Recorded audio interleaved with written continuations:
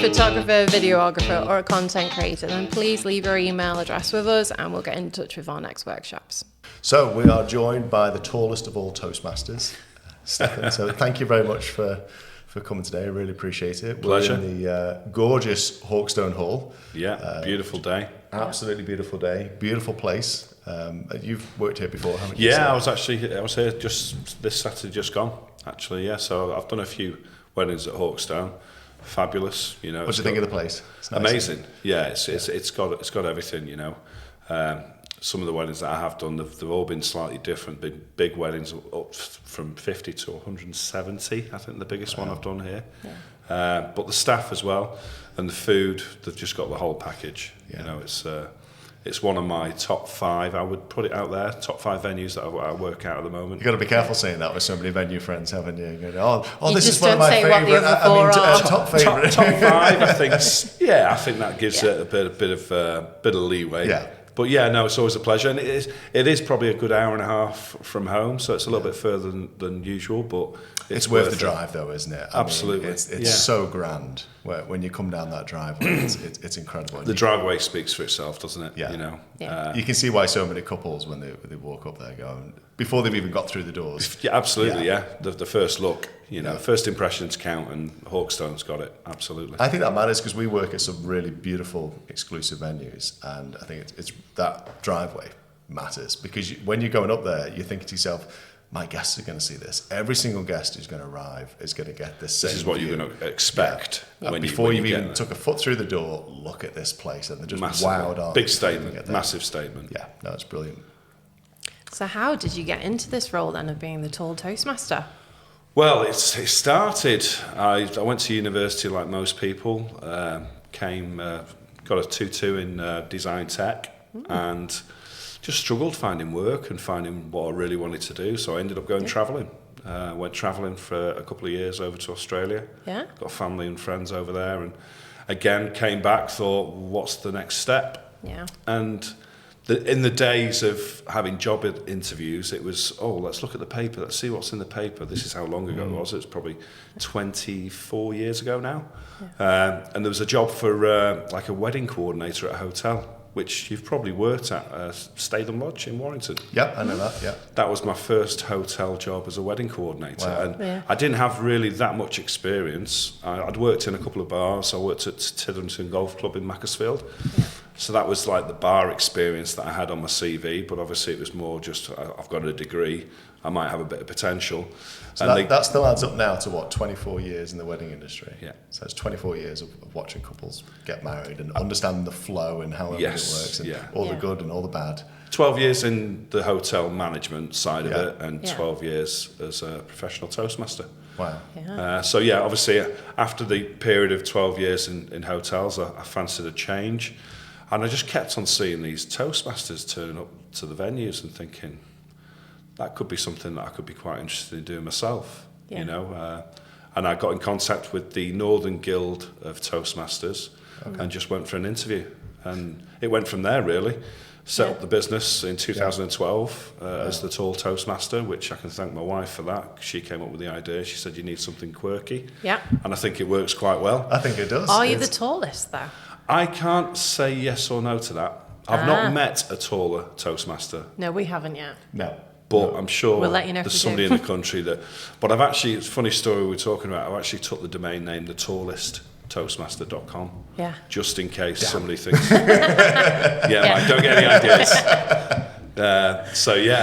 I've covered myself a little bit there. If they ever decided they wanted to take the name, they can't actually do it. Yeah. That's really good. That's really good. I want to ask a random question. Do you get female Toastmasters? We did have a female Welsh Toastmaster in the Northern Guild, but she retired about 2 years ago. Why is it like a predominantly like male thing? Do you think is it like a retirement guys thing, or is it or do you find like younger people coming in now? There are a few younger like Toastmasters coming through, but again, younger. You're still probably talking in the mid-30s, early 40s. Yeah. There's no one in the early 20s thinking that's what I want to do. And for me, I was 32. Yeah. I was 32 when I finally decided, actually, do you know what? I think at that point, I was the youngest. Right. Yeah. Okay. Start out in 2012, the youngest and probably the tallest, which was Because obviously I think you need Yeah. a level of maturity in order to do it. There's an element of people need to respect what you're saying, because you need to be able to control a crowd. massively. Do it in a respectful Have a way. presence. Yeah. And that's for me. Obviously, when I first started out, I'm always nervous. Every gig I do, I'm nervous, but I think that pushes me to be just better. Yeah. You know, Yeah. because you want it to be right for them. But no, when I first started out, I was probably new to the game and made a lot of mistakes. But in time, it's just grown with confidence, and like anything, the more you do it, the better you get if you want to improve it. It's not easy crowd control. And when we do like a big group photo, you stood up in front of 130 people, and let's everybody look at the drone, let's do a big cheer, because you've got this amazing shot happening. Yeah. And then your next instruction is let's all give the bride and groom a hug and a kiss, and let's head over to the welcome drinks, and it'll just come out as in front of 130 people, and that's it. I've just lost their whole confidence. Well, I've in always me. said to like a lot of, because I work alongside quite a few other Toastmasters that help me out, look after some of the venues, that first announcement is the most important announcement you'll make all day. Yeah.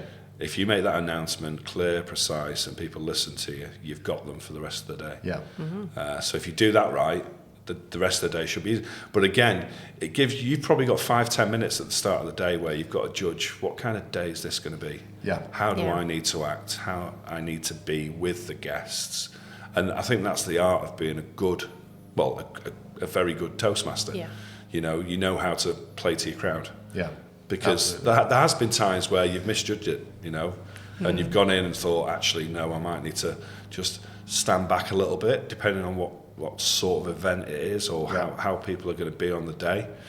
I did do a lot of corporate work when I was younger, in my earlier days, Yeah. but I found my niche is weddings straight off, so I don't do a lot of corporate anymore. I think you found your calling. You're very good at what you do. Very Yeah. good. Oh, thank you, Mike. Appreciate that. I enjoy it, and do you know what? On every single occasion, guests come up to me and go, "You enjoy your job, don't you?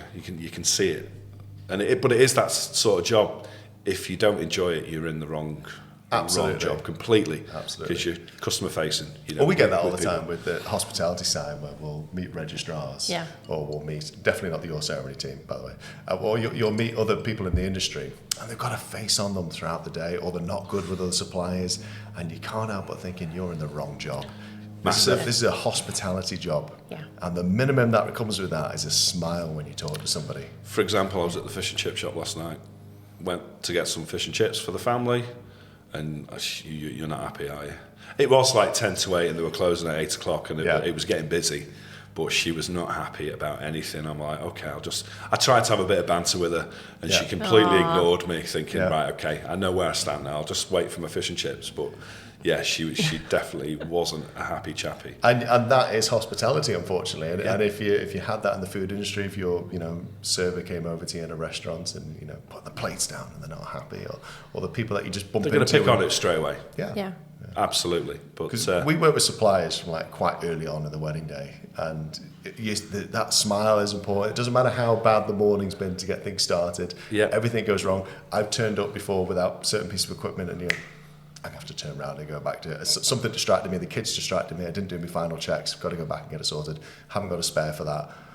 But you just smile. Yeah. And you get on with it. And that's what hospitality is. massively, So the uniform itself, obviously, it isn't just a red jacket, is it? It's a Toastmasters official regalia. So there's certain things that you must do and certain things you don't. But different guilds have different rules. Simple things like you have a top pocket in the red jacket itself. Yeah. You're not supposed to put anything in that red jacket. Okay. But if you look at social media content and look at Right. certain people, they've Yeah. got hankies popping out of their jackets. Right. Yeah. So there are certain things that you need to try and stick to. Yeah. And with the Northern Guild, they have reviews with the members to make sure that they're addressing what they should be wearing is correct. Yeah. Simple things like the stiff fronted shirt that we have. Yeah. A lot of Toastmasters don't realise it needs to be a Marcella stiff fronted shirt. And it should be quite stiff, as in like cardboard. Yeah. Right. Because it's crisp and clean. Okay. You might look at some people and just have a plain white shirt and have buttons, but you need actual pearl studs to match pearl cufflinks. Yeah. So, but a lot of people wouldn't know that, you know. A lot Yeah. goes into that then, isn't it? You should have 2 stripes on your pants, not just Only 2. one. Wow. Oh, okay. So there's certain things that you should do. So people get picked up on it a lot, and I could probably look at half of the guys that work for me, the newer generation, they're still working at what their uniform should be because it's not quite right. So- Took me ages to do it, and being tall, Yeah. it's an absolute I nightmare. was about to say, does yours have to be specially Mine probably fitted to costs you? double to what an average size Toastmaster would spend on their gear because I have to have everything made. Yeah. A lot of Toastmasters could just It go on must the be internet. tailored to you, I'm guessing. Yeah. Tailored to the millimetre, you Yeah. know. And because I'm tall, Yeah. you have a tall torso. Now, the way the waistcoat works, it's an open back waistcoat with a front section where the stiff panel of the shirt should go beyond the waistcoat. But to get that just standard, for me, it's impossible. So Yeah. I've had to have my shirts made, my Wow. waistcoats made as well. Yeah. But you might have, I can't remember the last time we've worked, my waistcoat has changed quite a lot from my previous waistcoats. Yeah. So I'm actually going a bit off point with the waistcoat that I should be wearing. Yeah. But that's only because of my, You my need size. your tailoring needs. Yeah, Yeah. I get Yes. that. It's- I don't have access to every man's wardrobe. You know, Yeah. if you're 5'0", you can wear whatever you want. You can be very stylish. You can be Yeah. great. Yeah, you don't fit into Now, Primark. when you're 6'8", I'd love 6'7", you know, It'd be a lot cheaper, wouldn't it? Oh, yeah. yeah, you're limited. You're limited on wardrobe. There's only so much you can wear. You know, Brands. I'm Brands stuck to a lot no of big and use to. tall ranges, which are not massively, you know, And it's plain as creative. well, isn't it? There's no, you can't get a branded. I'm quite lucky. I think Lacoste is one where if you can go for a triple XL slim fit, because it's always when you go bigger, it goes wider. Yes. But if there's Yeah. a company that does slim fit, it does. It God does work forbid down you here. could be tall and not wide. Yeah. Yeah. Don't allow for that at all. But with the outfit, no, it's even down to the shoes. I've Yeah. had a bit of a problem with my shoes recently because I ordered the pointed shoe instead of the flat round shoe. So I've been wearing a pointed shoe for the last 2 weeks, and my feet have been in agony. Oh, they will be. But yeah. you just have to, and I go a size up because dress shoes are usually quite like tight fitting. Yeah. So I wear flat pumps when I'm shooting abroad, and it's after a couple of days. I don't know. You're walking around Italy and it's hot and all the rest of it, and you feel okay, and then you're on the flight back or your feet feel incredibly sore because there's just no Throbbing. support. Yeah, you know, we're heavy guys as well, and you need that support throughout the day. So I'm black trainers these days just to try and get around the day. I would 'cause love it's- to wear my black Hockers at I work. bet you would. Yeah. That it's just not the same look. Because you know, and it's. So somebody asked me the other day. They said, "What is a Toastmaster?" And I get that because it's if you're not of that. It's the biggest question anybody asks. Yeah, and the best I can answer it is they're there to maintain the etiquette. Originally, that was Originally, yeah. Yeah. but it's changed a lot. So what is a Toastmaster? A Toastmaster is someone that's going to be literally by your side the whole day to make sure whatever you've planned over the last 2 years, it's something where they don't need to think about the day. Yeah. You're there to think for them. You're there for any beck and call. You're more or less a personal assistant, butler, Toastmaster, host, MC, maitre d', all in one shell. You're there to make sure the guests are comfortable in the environment that they're in, that they can come up to you and ask any sort of questions or queries, and you should have the answer. You shouldn't really be going back and going, oh, I don't know that, I'll find out for you. So preparation as well. It's always good to have a good meeting before the actual day to make sure that you've got every finer detail, even to the point of the parents are separated. There's 2 sets of parents. Yeah. Or the grandparent, one of the grandparents is in a wheelchair. It's the operations on the day thinking, well, how's she going to get over to the ceremony for the steps? It's looking forward 10 steps before they've even thought about it. Yeah. So you're there in a comfortable mind to go, don't worry, everything's under control. Yeah. And it's to give that calm in that chaos, because there's a lot of people getting together and they need some direction.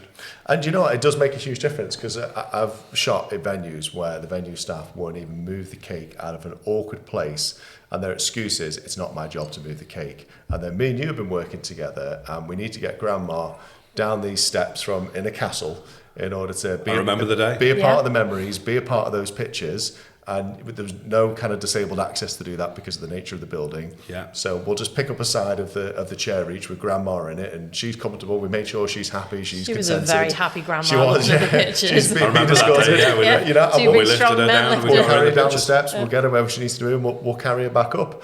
And nobody thought twice about it. No, well, most of the guests go, all right, okay, what do we do here, kind of thing. But our minds are reactive like that. Yeah. We need to be quick and responsive because time's precious, especially during the drinks section when you've got the group shots and you've got time to make sure you get what you need. You need to just get on with it. Yeah. You know? And that wouldn't happen without having someone like yourself there. Yeah. She would have missed out on that shot. Yeah, As absolutely. simple as that, Yeah. you know. And we had an occasion here where one of the grandparents, she was struggling on her feet. So instead of trying to get her down the steps to meet us at the front for the big group shot, the staff here, which were great, took her inside on one level and she met us there at the same time. You know, instead of trying to struggle doing something, we thought about it beforehand and gone, right, we need a solution to this. How can we make it easy? And a Toastmaster is there to make things easy. I like the little bits of etiquette. So there's a beautiful photograph that was on your Instagram that I saw from a photographer, and it's you escorting mum here down the aisle, which I've seen you escort, loads of mums before. Yeah. One of my favourite We're always parts of trying the day. Yeah, and it's this beautiful, because it's such a long aisle, and they've took the photograph so well, and it's a really And she's beautiful gleaming. picture. She's like, this is my moment. They love it. But mums are- next to her is this, obviously, this tall, handsome person, but he's got this, clean, tidy uniform on, and that etiquette, that Toastmaster etiquette, fits in perfectly. Massively. With the mother the bride etiquette, and then wearing the fascinators and the hats, and it looks, that picture says it all. And some days that's only decided 2 minutes before they're walking into the actual ceremony. Yeah. Because they've gone, oh no, we won't do it. And then we go, actually, obviously I always try and meet the bride in the morning before everything starts. Yeah. Yeah. And I meet and I'm fully dressed and mum's usually there. And I'm going, oh, actually, no, can you take me down? It's like, absolutely. I love doing that. And I've done it in the past where it's been both mums. Yeah. But then again, you need to be careful. Is the aisle wide enough? Yes. So those are little things that the questions that people wouldn't even think about, we've asked that beforehand, so we know it's not going to be a problem on the day. But no, there's little things, seating, reserved seating for the ceremonies, etc. Yeah. There's all these little things that people wouldn't even have a clue. It's a lot of detail, isn't it? There is, and Right. fine example, another good friend of mine who's a videographer, got married 4 weeks ago. And we had a meeting because he wanted me to attend as MC, host, Toastmaster. Well, who wouldn't want you? And I was like, I didn't realise how much detail you go through. I said, well, people don't. A lot of people think, oh, a Toastmaster, is he the guy that just makes those announcements? Yeah. So much more than that. That's 10% of the job. Oh yeah, absolutely. I'm sat there on pre-wedding calls going, we're talking with a couple, we're going through stuff. And it's always great if we know your name's going to be on there, because we go, okay, we've got someone we can coordinate with, and we know there's going to be a lot of stuff the couple don't even need to worry about. We'll just take care of it behind the scenes. But there's some similar little crossovers that happen there where we'll start talking about family dynamics. Does everybody get on? Have we got step parents? Have we got this? And they seem like really weird, uncomfortable questions. But you need to know, if you're the person arranging family formals, if you're dealing with that family all morning, who's going to be in the room, who shouldn't be in the room. Yeah. Them feeling comfortable enough to say to you, listen, this person's invited to the wedding. We get on with the partner, but they're not officially part of the family And yet. we don't want them in the pictures. Yeah, we don't want them in that bit, or we don't want them in that Happens a bit. lot. Yeah. We don't necessarily want them in that room. They need to feel comfortable giving us a nudge or giving you a nudge to be able to say, because there's family politics with everything. There'll be a isn't there? distraction over there. Yeah. Massively. And sometimes they need somebody to take responsibility for that. And for us, we'll gently just... We're independent, so we can be a bit more... Yeah. I can take the take funny that. look. It doesn't bother me. Yeah. I mean, I still get a funny look when we do family pictures, and we'll start off, and we do it backwards so it doesn't offend anyone. So we'll start off with like parents, and then we'll add in the siblings, but then we'll add in the siblings' partners.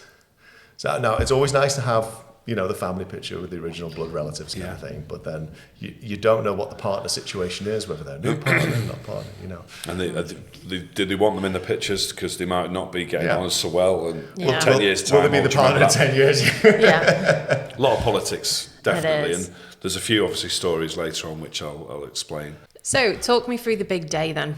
Okay, so I tend to arrive usually about 2 hours before. Now, there are different scenarios. It can be that they're having a ceremony at the actual venue, or they could be getting married at church. Now, a big thing that I've realised over the years is we don't really attend church. The biggest reason for that is we need to make sure wherever they're going to be arriving to, that we're set ready. So going to church and then travelling with guests to the venue, it's a bit of an open book where you don't know if they're going to be ready or if things have been organised or set up correctly. So I tend not to. The only thing I would say is if, say, for example, there's a venue in Chester where the church is next door to the venue. Oh, okay, yeah. I would be happy to attend. But again, it's very simple. You'd be guiding guests to the church and you would leave the vicar to it. And the church have their own team, don't they? Exactly. They have their own systems. Yeah. So it's more or less just meet and greet for when the guests arrive to the venue if they want to check in before they go to church. But mainly, it's usually, nowadays, a lot of people seem to be getting married at the venue. So it'd be a 2-hour arrival beforehand. I would always, obviously, meet whoever I'm going to be working with on the day. And I would go and get changed first before I do anything. And I always get changed at the venue for the simple reason is if I was in my regalia on the way to work and I had a flat tyre, I don't think I'd get probably quite a few funny looks trying to change the tyre and my braces would be pinging all over the place. So I always get ready at the venue, so it gives me plenty of time. And having that 2 hours gives you that contingency just in case if something does happen. Yeah. Like I've broken down before, but I've still been able to get to the venue because I've got enough time to do it. Do you find it helps you with getting to know people as well? Because one of the Toastmasters that we know really well from Renbury Hall, and he says it quite a lot, and that's when you're just around the guests and you're around the people, they're more comfortable approaching you for stuff instead of just the first time you see you, you're just announcing things at them instead of being there in the morning and helping. Massively. For obviously that reason alone, when the ceremony's at the venue, the day is going to be a lot easier because you've got that time with the groomsmen whilst they're getting ready and they've got questions to say, how do I put my pocket watch onto my waistcoat? Not a problem, I'll sort that for you. Or can you do my dicky bow? Yeah, absolutely. Or buttonholes? Yeah, no, we can sort that. I think in pretty much every gallery you're doing buttonholes for the grooms. It's a funny one because it now. Recently there's been a couple of florists out there that go, no, it's fine, we'll do that. I was like, that's absolutely cool. Yeah. That's your domain. Most don't. Most are gone. They just leave the box there. Here's a tray of flowers and needles. Good luck. With no names. That's one of the gripes. Please put a name on a buttonhole. Because the amount of times when there hasn't been a buttonhole with a name on, you're literally wasting 20 minutes trying to find, is that the right person? Yeah. And usually the groom might go, I don't really know that question. So if there is a name on there, it's so much easier. I wouldn't say the groom is top of the list when it comes to the floral. The know-how. That's the whole day, to be honest. Sometimes you get florists who put an extra one in there in case there's an emergency. But they don't tell you. And you're trying to find someone that's not actually we've got one that's left over. Yeah. And then you find out later on, names it's are just massive an extra. for that. But again, it gives you that time, like you said before, you're building that rapport, that relationship with the groomsmen, and it gives you time to actually compute what kind of day it's going to be. I can pretty much judge what kind of day it's going to be within 10 minutes of being with them. You get a feel for the people, don't you? And a feel for the humour as well. I mean, when we're there for early preps, there's not a huge amount that we kind of walk away with. We walk away with some nice memories, and we'll do some setups and we'll do some shots.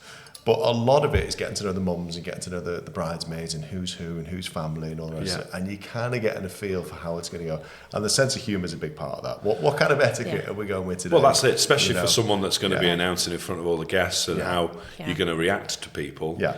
They give you a good ballpark of how you need to be on the day. Because there's little interactions that kind of take place throughout the day, and you need to be able to connect with somebody really quickly. The groomsmen for me are a big help. Yeah. You know, I'm a big believer that if you get a couple of them on your side, even if it's just the best man, some part throughout the day, he's going to assist or make things so much easier than not having any kind of bond with anybody. Yeah. And you feel like you're on your own. And that is not what I'm all about. I'm all about being part of the wedding. Yeah. It's not just working as their Toastmaster. Yeah. I want to be a bit of a personality for their day so they actually remember parts of the things that I've actually done for them. Yeah, that's nice. But again, once going back to it, helping all the boys, making sure that they're all ready, I would also go and see the bride just to make sure she's okay. I'm here. You know, everything's going to be fine. If Yeah. you've got any worries, tell me now. We usually have a discussion prior to that within like a Zoom meeting to go through anything regarding people posting things on social media and unplugged ceremonies. All that's discussed beforehand. And a lot of the time the registrars will do that, but it depends on which district. Like the registrars that we work with a lot like to use us, which is great because we're there as part of the day. Cheshire East are really good. With the also One of the best. Yeah. Absolutely spot on. Outside of that, it can be hit and miss. It can. Yeah. And I've learned just to ask the question, would you like me to help? Yeah. That's all I ask. Well, I think that's key throughout the day with supplies. I've Yeah. talked to you about this before, where I think people get a bit funny with Toastmasters because they've got a bit of a power trip. So you have photographers and videographers, and all that, you know, they like to be in control, they like to do all these things. It's like you're not in control of anything, really. I said you can plan stuff and you can pre-arrange stuff with the couple and you can put forward everything you need to do what you need to do. And I say this to my couple, say, listen, this is the time I need to do what I need to do to get the product you paid for. Yeah. If you don't want to do any of those things, that's no problem. It won't necessarily look like that, but it's still your wedding day and you can veto anything you want to veto at any point. Sure. I'll always come to you and say, anything you want to change. And the issue you get with photographers and videographers in the power trip is they feel like they have to compete against people like Toastmasters and the ceremony teams, the venue staff. It's like, no, work through them. And same for you. You'll fill any gaps that the registrars don't want to do and anything the couple want you to do and vice versa. You just got to work through people. It's a lot easier for me if I don't have to arrange confetti. If I know somebody else is going to do it for it, I've just got to communicate. I've just got to check with that person. Communication's the key. Yeah. You know, and if I go when I work through you and you work through me and vice versa, it's a smooth day. We're team bride and groom. Yeah. We work together to make it easier for everybody. Absolutely. Your job, my job, caterers. Yeah. We work together, we communicate, we make sure we make the best call to make it best for the couple. We should have T-shirts made up that say team bride, team couple. But how many? You can imagine how many times you've gone to venues and you've worked with other suppliers. And it's been a bit of a tougher day. Yeah. Still been a good day. Yeah. But you've had to work a little bit harder because the communication from other parties have been a little bit lackluster. Yeah. And you have to think, well, you're experienced enough to preempt something that should have happened that didn't happen, but we'll get over that. Absolutely. And that's one of my biggest things with my couples. No wedding is perfect. No. There's always going to be something, but the way you deal with it is what counts. Absolutely. Any situation there's a solution. You've just got to keep calm, carry on, and don't worry about it. You know. I would always want if we got married again or.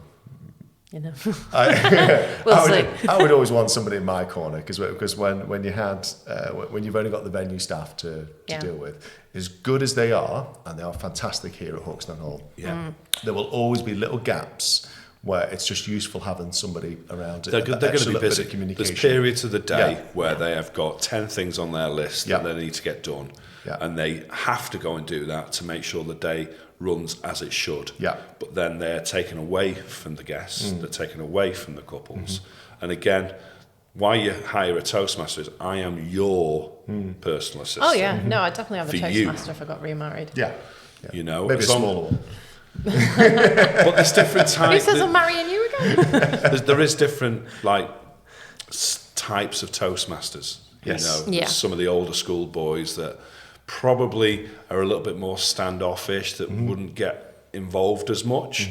But I think with my history in hospitality and being a slightly younger Toastmaster, you got to move with the times. Well, I think you set the standard though for that, and I think that's an important part where the people who work with you, other Toastmasters, are encouraged by the etiquette that you put Well, I'm out hoping there. they're looking at it going, that's what I need to do. because it's more of a modern style, isn't it?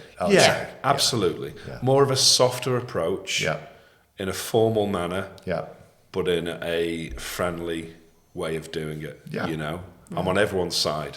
Yeah, you know, absolutely. it's and God, the amount of weddings I have done over the years, I could never pinpoint and say that was the best one I've ever done. And I'm always a big believer it's about the people. If the people are there for the couple, you're going to have a great day wherever you are. If you're in a field, if you're in a stately home, obviously some days can be better than others, but it's all about the people. If you've got the right people at the end of the day that just want to have fun and enjoy it and make the most of it for the couple, they're the days that you remember. I'll give an example of how easy it is when you've got someone like yourself and you've got a Toastmaster to work with. Is we shot a wedding a little bit earlier this year, groomed in a helicopter arrival, which we've done before. He wanted to do it, double champagne spray and all the rest of it, and we knew we'd have our team shooting that, and we knew we'd have you on the ground, and not one part of it was a challenge. So you go, okay, well, we'll take the champagne up with us in the helicopter, no problem, and then once that's done, you can hand that over to such so that and day, such thing. that video footage is on my website. Yeah, you got that one. It is on there, and it's very, and there's some great photos of you kind of stood there as the helicopter's landing, but it's it was really easy to go, not a problem, absolutely not a problem, because we know who's on the ground, we know who's there, and it's There's no so grey easy. area. No, it's we might want to do it this way, we might want to do it this way, no problem. Yeah. Absolutely fine, and it doesn't fluster you at all to kind of go, we can pull any of that off, that's no problem. Do you want him to hand the champagne to you? Do you want to carry it in the cabin? And it was fantastic. I was only watching it the other day because I was just tweaking my website, and it popped up when he arrived, and there was a delay when he came out, and then he got the, and it just worked. But as she planned that bit of communication, that coordination, knowing that Massively. whatever the groom wanted to do, if it hadn't been done, it could have. God knows what would have happened. Whatever they wanted to do in that moment was not a problem. And that day there was a lot going on. Yeah. They booked a lot of things throughout the day. It was a busy day. Yeah. So there's a little bit of pressure. Yeah. But because we had the right team on the day, it wasn't an issue. Now that's a really good example, because you've got a wedding planner, 2 wedding planners, Toastmaster, 2 photographers, 2 videographers, all part of our team, which helps because then there's just one person to communicate with. And then you've got venue staff and the team there. And then, of course, you've got what the couple want to do, which, although there's a set timetable, there's always little bits of improvisation of, we just want to do this, we feel like we want to do this. Yeah. That's a lot of people to communicate and coordinate through. And yet, because we're all professional and you can all, you know how to communicate to each other. Nobody's trying to... We got the job done. You got the job done. And it was smooth and it was slick. And that is the difference when you've got people who communicate properly. Yeah. And you don't have those little gaps. And no questions. What do you think we should do now? Yeah. Well, no, we're doing this. Yeah, because everybody's on team bride and groom. Yeah. So going back to obviously the ceremony, you've got...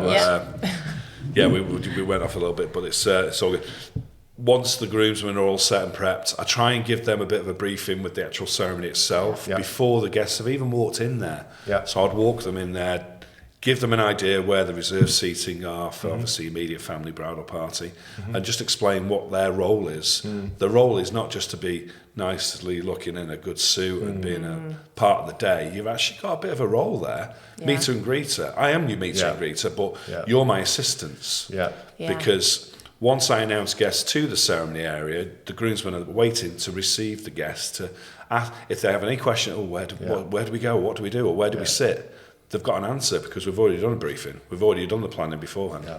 And that helps. You always get those groomsmen who have that look of surprise on their face. You go, would you be able to just hand these out or usher these people in? What do you mean usher those people in? Well, they asked you to be an usher. Yeah, they don't know the role. You're not just getting a free suit. I just thought it was a free suit and we're going to get pissed.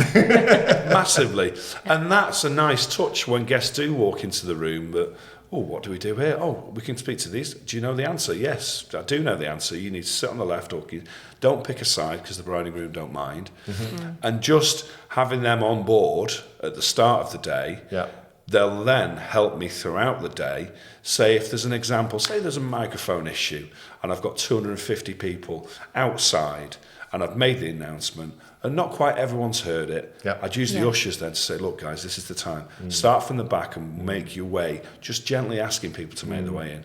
It just makes the whole experience easier. Instead of me running around, everybody, I've got numbers there to give me assistance. You know, you don't know when you're going to need them. And it's really important, like you were saying before, having that bond at the start of the day. He's all right, this Toastmaster. We like it. I'll help him. A few jokes, bit of banter. I'll help him. On the same page. Massively. And again, speaking to the people that are going to do speeches, I always ask the questions previous to are they going to be nervous on the day? Yeah. Do they want a pep talk on the day? Give them the confidence. You've had father of the brides or father of the grooms or best men or even bridesmaids. They want to do it, but you can see the fear in their face. Yeah. So you take them to one side and just go, look, have you got anything planned? Have you done? Have you got any pointers? This is what I can suggest to try and make it easier. When you are speaking, if someone laughs or someone claps, just pause for a minute, embrace it, then start again. Try not to rush through your words. That's good advice. Just although that's on the day. That's when I don't even know the people. Yeah. So you want to make it comfortable for everybody.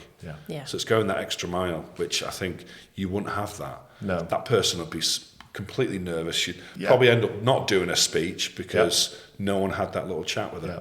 Oh, they're asking us constantly, and it does matter. Any advice you can give them, it does make a difference. And that extra bit of flow that you're putting into it, it's all about team couple. Yeah, because you want to make it easy and enjoyable for everybody. Yeah. And a big believer, like, it's not my day. I'm there as the MC. I want to be part of your day, but I'm there to facilitate everyone to make sure that they're doing what they need to do to make the day worth for the bride and groom. So when it comes to announcements, I'm not going to stand in front of people for 20 minutes describing what the day is going to be like. I'm there to instruct people and make people aware what's happening, and we move on to the next stage. Weddings are a really funny thing, and I try to explain to people that it's a lot of micro problem solving throughout the day, where unless you've been married before and you see all the sides to it, what goes in the groom's journey, bride's journey, or both groom's journey or both bride's journey, whatever's happening, whatever the event is, whatever's going on, there's a lot of little interactions that need to happen for everything to be smooth, and they're just tiny little things that just need smoothing over. All the things where you think, oh, don't worry, I've planned out my day really, really well, but you won't be involved in any of it because you'll be busy with your bridal party or busy with your groom's party or whatever you're doing. And these people are solving all these little problems, and all that little micro problem solving is what leads to, I think, like filling the cracks. It just kind of smooths things over really nicely. And do you know what? The couple don't even see a small percentage of it. All these problems that just get solved. You know, I mean, I remember we were shooting a wedding together, and it was too hot in the wedding breakfast room for the speeches to take place, and we had a quick chat to chef, and we had a quick chat to the venue, and we said, should we just move the seats outside? It's so hot. It was an unbelievable heat wave. Let's just do the seats outside, and we can September last year. Yeah, we'll have the speeches outside.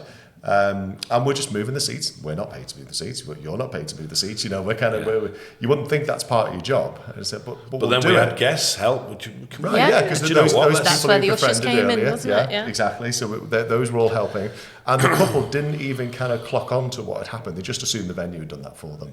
PA system outside, so we could use a little portable PA for everyone to hear.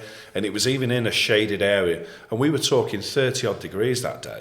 It was and it was hot. so hot. They would have not enjoyed it one iota in the room that we were in because of the sheer heat and the humidity. But going into that outdoor space, everyone was so much more relaxed. Everybody had their shoes off as well, didn't they? Because it was just, so little things like that go a long way. It's the smallest little things. And what I remember most is the couple didn't really notice how that had all happened. They were so busy enjoying themselves. They realized, we just went over to them and said, I think you approached it with them and said, you know, would you like to do the speeches outside because it's quite warm? Oh yeah, that'd be brilliant because they're all in these melting. They're all melting. And they just and went out. There, everything's there, and they don't think about how that's all happened behind the scenes, and the day is filled with thousands of little things that just kind of happen massively that they just don't see. For example, Saturday it was quite tight in the room, and I was worried how the bride and groom were going to get to the top table. So I actually spoke to the mother of the bride, father of the bride, and the sister, which they were sat at the end where the bride and groom were going to walk in. And I was like, is there any chance when I announce everyone to stand, if you could just stand to the wall and push your chairs in, so they've got a nice clear route walking in. Yeah, absolutely fine, not a problem at all. And even just asking people within the tables, just be mindful, this is the way the bride and groom are going to walk. It's doing that little bit of planning beforehand made it flawless. And they got into where they needed to be, and there was no awkward, oh, we can't get through, oh, it's too tight. It just happened because we did that little bit of planning beforehand. And that's really hard to put on a website to explain what you do. And somebody says, what is a Toastmaster? Massively. And at the moment, trying to obviously bring that across, I am in the stages of trying to give that information to people. So then, instead of asking me, what do you do? That's what I do. But it's difficult until you see it. It boils down to people just assume that's taken care of. They just assume when you book a room and you have the layouts, of course you can just walk through it, but can you?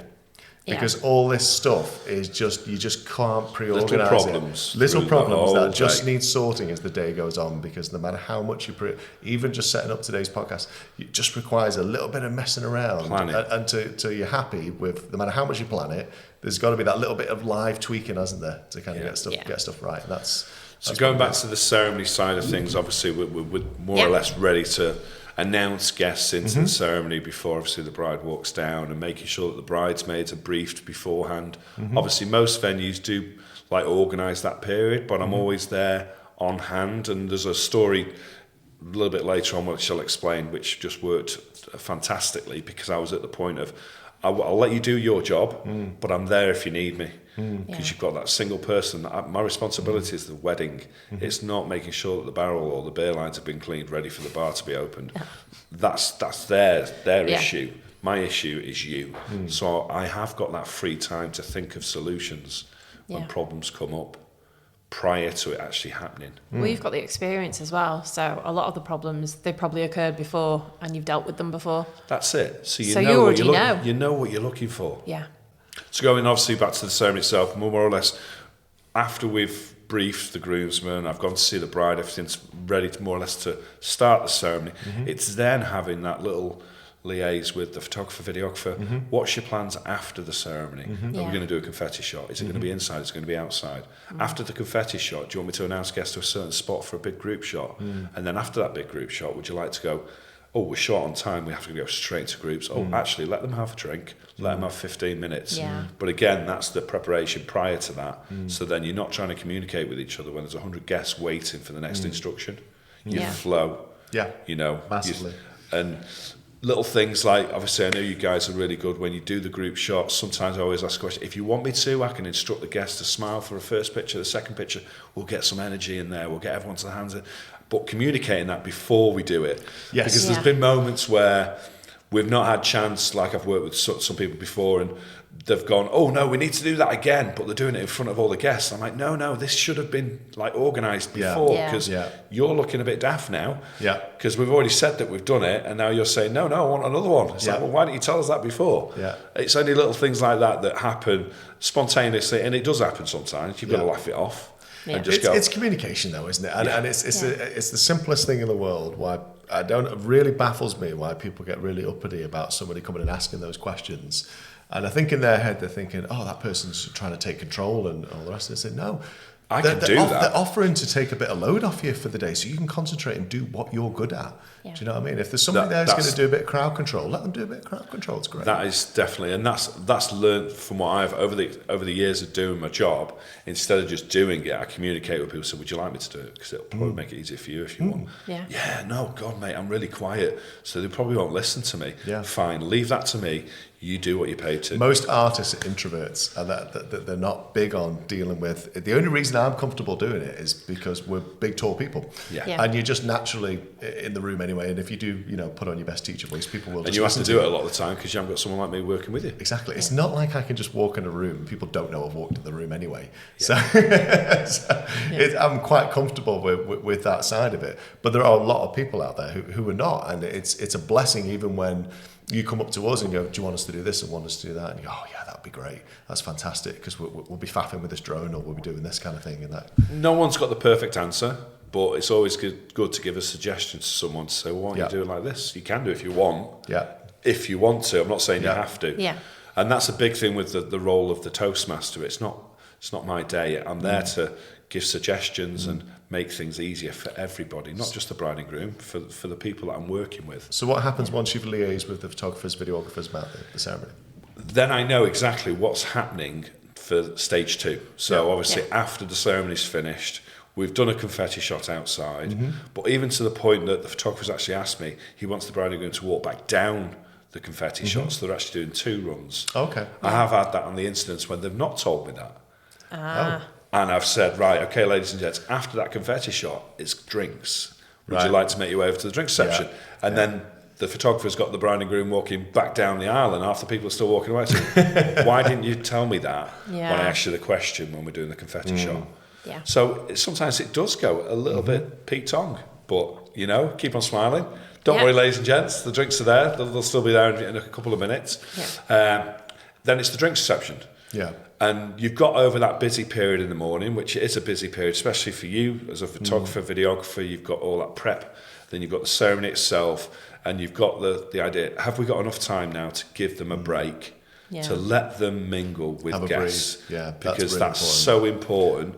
Sometimes you can't. No, you can't. And you have to get on. And that's why it's really important. So when the couple first book with us, we immediately give them all of our time and say, this is how long it takes to pull off all these things and do all these things. Help that to schedule your day. Now, some venues, they'll take that as part of their wedding planning and they'll build it into the schedule. And when you've got a big, comfortable drinks reception, we normally recommend about 2 hours-ish from the end of the ceremony. That gives you lots of time to do confetti, big group photo, family formals, portraits, but most importantly, time with your guests. And if you've got enough time, because also you've got to see the room, it's the first look with the room, there's a lot to happen in that space. And it's never 2 hours because ceremonies always run a little bit late. You're never walking down the aisle at 2 o'clock, it's usually quarter past. So there's 15 minutes straight off. Then you've got to compensate for weather and you've got to work with that. Start, depending on the weather's bad or not. And the perfect drinks reception is having enough time to do your family formals, take a break, go see everybody, and then go out and do your portraits and kind of like your last section. So you're not really missing anyone then for like that last 20 minutes or something. But every wedding, like you say, you have to do it slightly different depending on the circumstances. If you've got only an hour to do turnaround, so you've got an hour's drinks reception, well, we're going to go. But they know that. So they're happy to go, right, let's get straight into it. And we've smashed it within 20 minutes. Actually, now you have got a little bit of time with your guests before we take you off for your portraits. But again, my role during the drinks reception is making sure the guests know where they're going, if they've got any questions where the toilets are, what's the drink kind of thing, are we getting any canapes? But then I'm on hand, especially for you guys and the bride and groom, for they can have their own canopy plate if they want their own plate.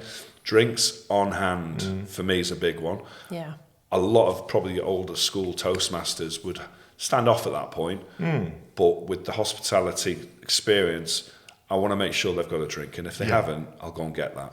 And I'm there if they need a little. And it's helpful for us because you're in that drinks reception. They almost feel like they're doing these photos for us or they're doing these things for us. And we've taught them through what's about to happen, but it still drains your energy when you're having to do things like, you're smiling constantly. So somebody coming up and offering the couple a drink is great because it saves us having to go, listen, are you okay? Do you need a drink? We'll just run and get you a drink. You can just keep on rolling. Can we have a bit of a break for food? Absolutely. Have some food, have some canapes.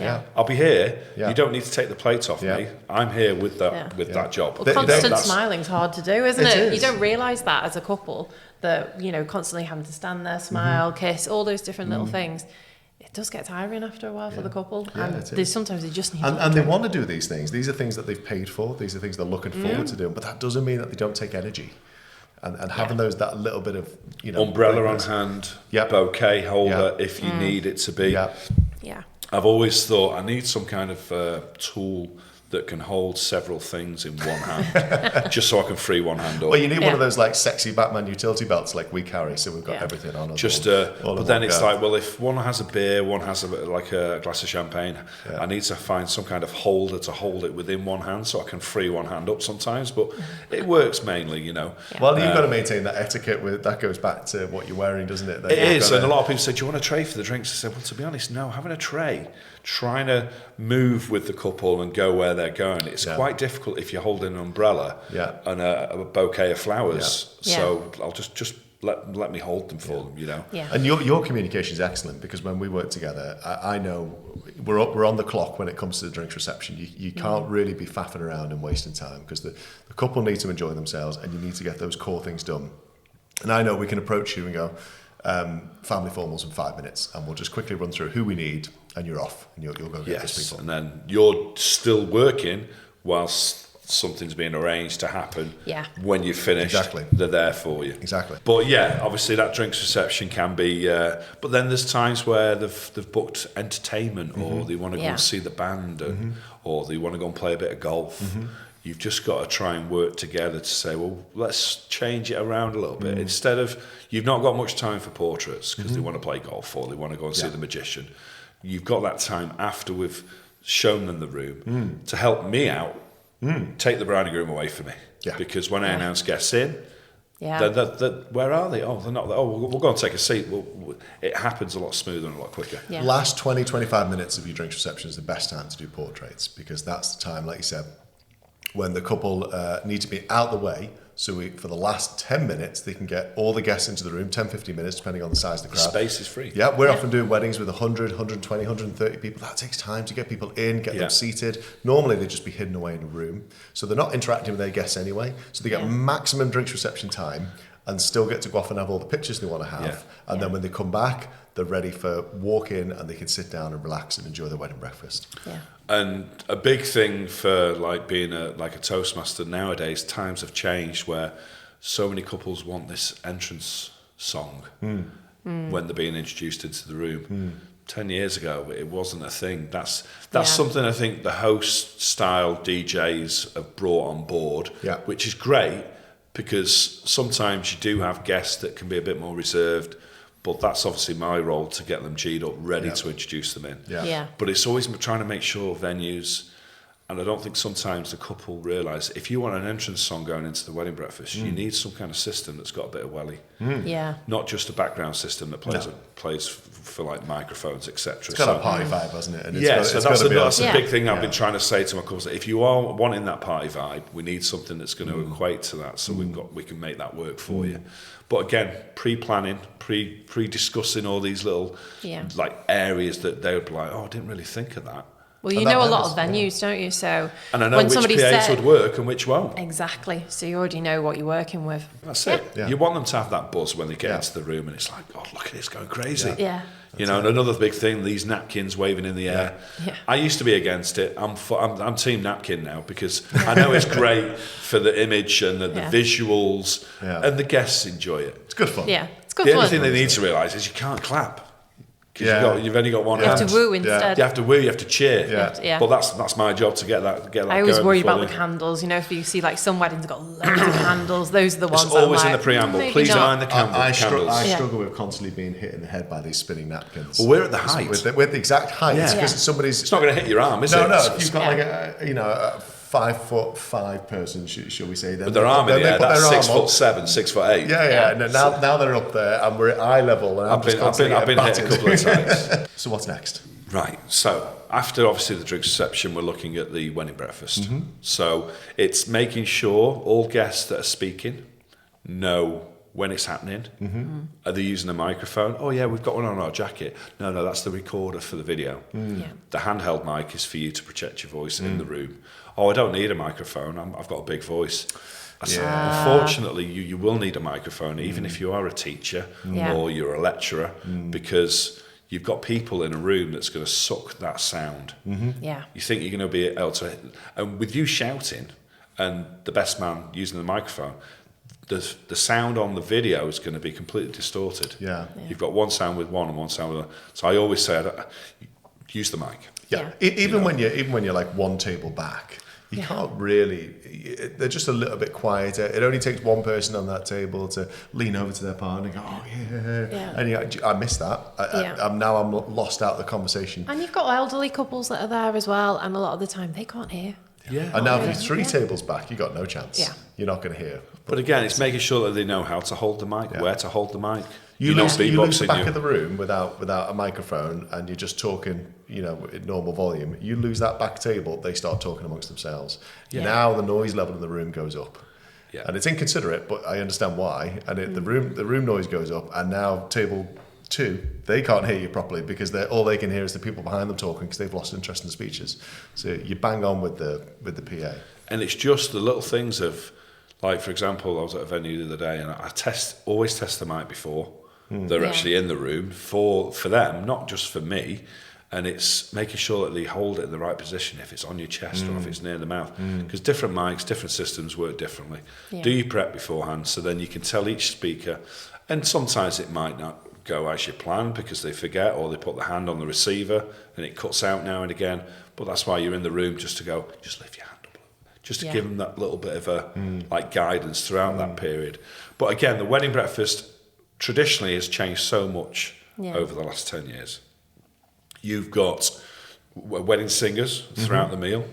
You've got singing waiters. That can go on tends to be during the meal, or you've got very interactive, like small bands, walking bands that walk around and obviously interact with guests. So it's difficult because some wedding services, do you want it to be a 3-course meal where people can relax and enjoy and speak to each other, or do you want to entertain? You know, you can do bingos. Is it bongos bingo? Yeah. Oh yeah, that's a new thing. So Mr. and Mrs. games. Mr. and Mrs. games. People go around all the tables taking a picture. I'm going to put my guest. hand up. I've done a Mr. and Mrs. game before. I've done the bride and groom's quiz. So again, I always say, depending on what the couple want, I will adjust my services to what they want. If they want a traditional Toastmaster that's just going to introduce them into the room, settle them down, let them enjoy the meal, introduce the speeches, I can do that. If you want me to introduce the bride and groom into the room and you want the guest to join on the dance floor with a sax player or bongos before we sit down for the first course, I can do that. If you want games throughout the meal, I can do that. People don't think we can because we've not got that host title. I am a host, really. But I've got the professional look of the Toastmaster. Well, that's where it's super helpful, because for the introduction of speeches and for the introduction of these different games, and to keep that flow going throughout the wedding breakfast, because a lot of venues kind of hand over to the catering team at that point. So it's really useful to have that gap bridged where they can come over and communicate with the couple and kind of go, do you want to do this now? Or are you ready for this? And you probably find as well where they say, oh, do you know what? The sunset's coming through and we're just about to serve desserts. Can we take them out? Just communicate with the caterers. We know that's going to happen. Let them have their desserts. You've got 10 minutes before you need to come back in. We talked about the other day with a different menu, and it's we're literally just about to cut the cake, and they were just kind of doing a rehearsal. And I think they were going to cut it before dinner. And say, okay. And we just had a look, and the sun was just beaming through, and it wasn't 5 minutes ago, and the clouds had cleared, and this golden hour was happening, and we call it a golden hour, but it's more like a golden 10 minutes sometimes. And we know we've only got that short amount of time, and all of a sudden we're just going to throw a spanner in the works and come over to the hold the cake up and say, we're going. Is that right? You need to take the couple. Everyone rolls their eyes. But you know what? It's their day. And we've asked the couple, and that's what they want. We'll say to them, listen, you don't have to do it, but there is a banging sunset happening over there. Do you want to be involved in it or not? Because it'll be gone in 10 minutes and then it's gone. And then we'll leave that with them. But there are little things like that just come up that sometimes you just got to adapt to. Absolutely, wedding breakfast itself, usually when it does finish, you've got obviously then the break period, which can be people checking into rooms or people want to just relax and have a minute before the evening reception starts, or the party starts at that period where you've got obviously entertainers throughout that period. Again, you might want to take out the couple for more pictures and you need assistance with, they want a drink bringing with them, or it's absolutely throwing it down, can you bring a couple of umbrellas? I'm free to do whatever's needed because I'm not doing something else. I'm not turning the room around. I'm not helping the band set up. So what we normally suggest to couples to help with that wedding planning side is if you Google your wedding date and the word sunset, it'll tell you what time the sun's going to go behind the horizon. Right. And then an hour before then is golden hour, and an hour after that is blue hour. Right. And then you can work out, if you say, I don't know, my sunset's going to be 7 o'clock, that means between 6 and 7, that's when your golden hour should, in theory, be happening if you've got a nice day like today. So what does your wedding schedule say you're doing between 6 and 7? And that way you can better plan, see where would the speeches be, where would the wedding breakfast be, and give yourself the best possible chance to get the things that you want to get without having clashes in your schedule. That's, again, your part of planning the day is obviously for the pictures. My part of planning for the day is the operations of how things transfers from speeches to break period to evening reception. And something that's come up recently is, obviously it's the time of year, it's October, November, sparklers, they're coming back with a bounce. And the last couple of meetings they've had it down as, let's do the cake cut and the first dance, leave it an hour, and then do sparklers outside. And I was just like, well, it's that time of year now, it's going to be dark at 6.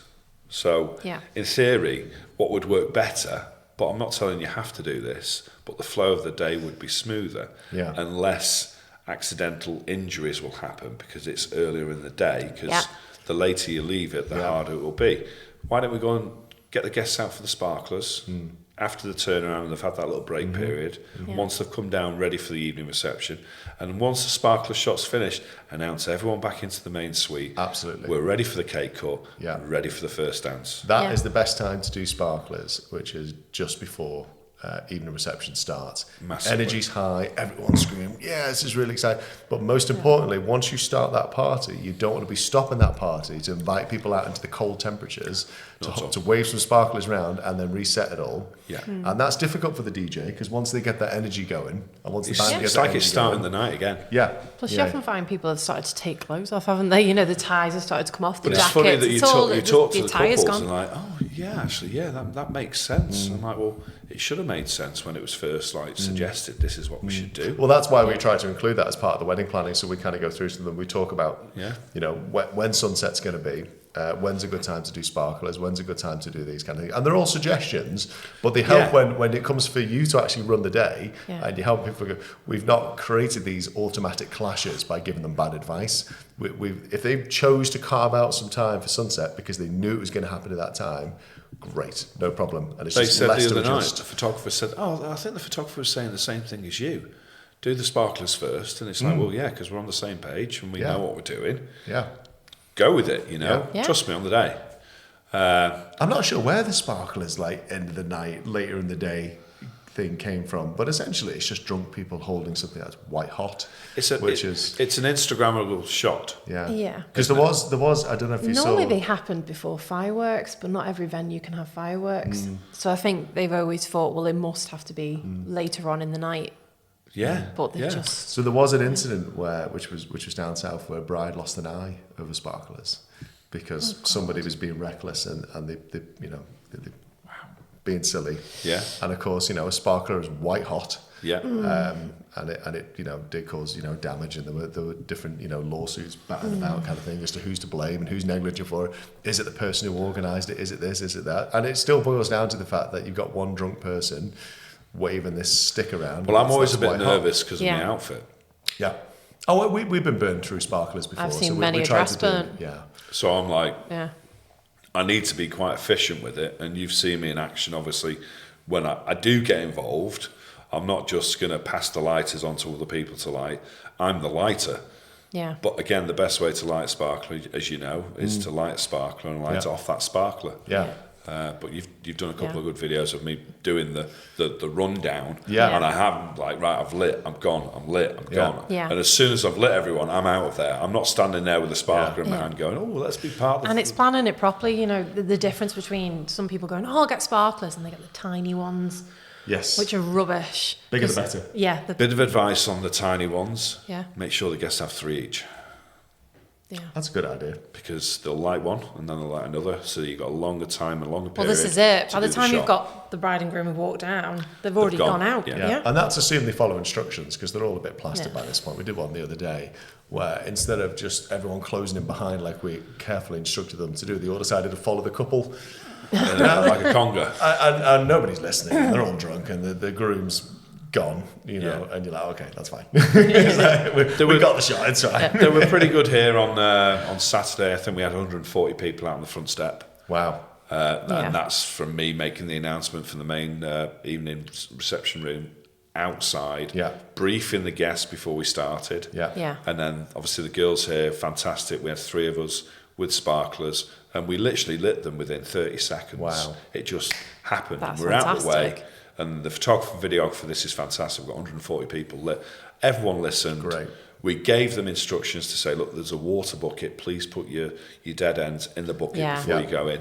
And they went in, and it was just smooth. Yeah. There was no one fighting against anything. Everyone listened. That's great. And this was 8:30. This is 8:30, quarter to 9. Right. Yeah. A lot of day drinking by that point. Yeah. 12 o'clock ceremony. Yeah. Wow. That's a lot of day drinking. Yeah. So I have a package on my website to say, if you do want me to stay after the first dance, it's only a small fee, but without me that wouldn't have been, not saying they could have done it, it wouldn't have been as smooth. Yeah, no, You definitely. know, trying to get their attention to instruct them, like you were saying, they would probably have ended up walking around the gardens with the sparklers, because there would have been no one to give them that instruction at the start. Well, that's the thing. It's getting people out, it's getting them lit, it's keeping everyone safe, and then disposing of them. A lot goes into it. And of course, you're trying to give instructions to a crowd of people who are a bit leery. Been drinking all day. All day. Don't want to listen to anything. So earlier the better is our advice, isn't it? Yeah. You know, but it's good to do it that way because it works in tandem with the cake cut and first dance. You've got everyone in, and the party can start. Your sax, your bongos, your DJ, your band can start and play for the rest of the evening. Absolutely. So again, more thinking about what should we do, how should we do it. We were going to think of changing the location the other night, but again, spoke to the photographer, what's best for you? Well, the line out the front is the best. I said, well, it's going to be hard getting everyone out, but I'm here. That's what we're here for. And we got through it, you know. And everyone got what they wanted. The bride and groom got what they wanted. The photographer did. The videographer did. The venue were happy because everyone was tidy. Everyone put the dead ends away. Job done. So again, going back to the role of the day, the drinks reception is obviously making sure people know what's happening when it's happening. So when the speeches are finished, you're instructing people, you've got an hour, guys. Go and have a rest. Go back to your rooms. Come back down for a certain time. So they've got clear instructions from somebody that's here running the day. Oh, we know what to do. We're not going to miss anything. How many times do you think people have gone to a venue and they've not had that clear instruction of what's happening when, and they've missed, or they've come down late, or they've gone in for the wedding breakfast and there's a table missing?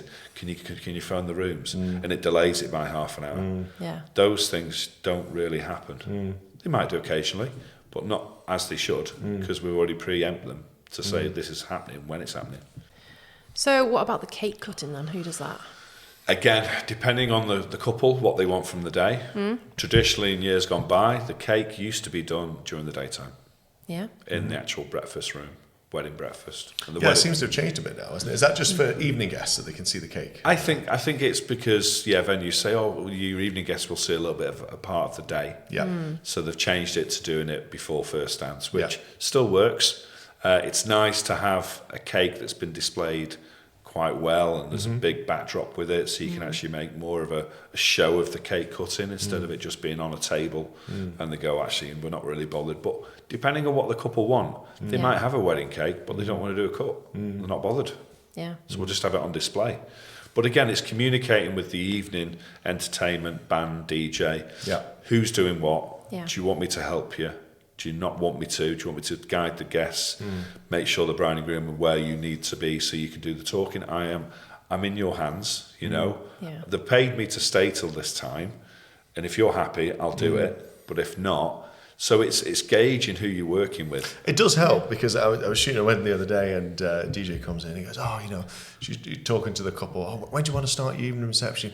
Maybe later the better, you know, kind of thing. What do you think, like 8:30, 9 o'clock and all the rest of it? I had to just like gently remind them, say, you know, the venue will have evening food scheduled for a certain time. There'll be a bit of flexibility on it. But you can't just start the party whenever you want. You know, it's like depending on who you're working with. And there'll be people who've got to a point where they're just ready to go home. You know, you don't know how long that gap's been. Naturally, of course, if you're in the DJ world, sax or whatever, they're used to a club environment. They like it later. But they also haven't been there all day, and by that point, most of the guests were trashed anyway. So it's like, you could start at any time. They were ready to dance an hour ago. Depending on that one, when they've got married, 8 o'clock, 8:30. But if you were there and they liaised through you would know that. You'd be gauging the audience all day. Know it. Look, this is what's happening. Are you happy for me to introduce the cake cutting?